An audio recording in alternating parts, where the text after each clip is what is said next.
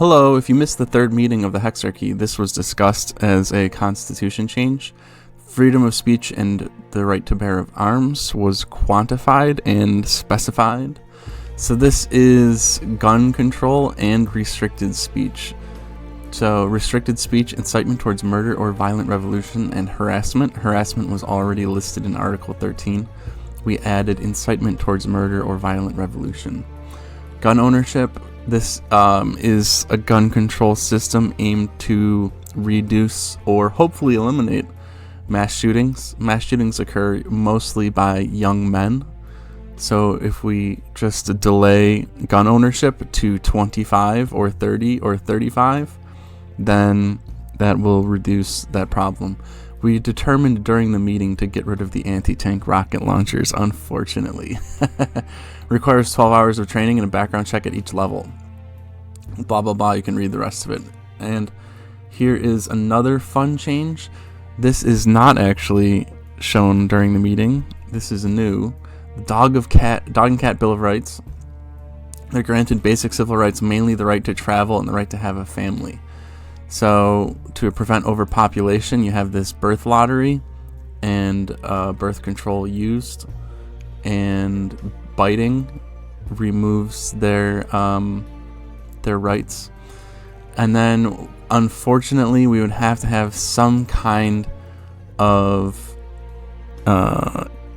organization to manage, most notably, the population levels of the dogs and cats. So like a database with all the dogs and cats, how if they've had children, if they have a sponsor family, which is, traditional dog and cat ownership will still exist, but it'll be looser. You can just let your dog roam free, right? So I guess certain dogs and cats will be wild and other dogs and cats will have sponsor families, but then the wild dogs and cats will have to be fed somehow.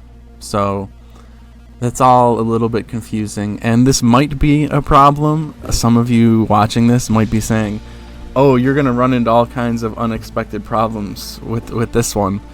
And you may be completely correct, but I think it's worth attempting it, and we won't really know until we try, right? I mean, what's the worst that could happen? Like some dog gets into some trouble somewhere, knocks something over, I don't know, gets hit by a car, who knows? So, yeah, I think it's totally worth it. I think it will add a really unique atmosphere to the city to have wild, quote-unquote, dogs and cats just walking around.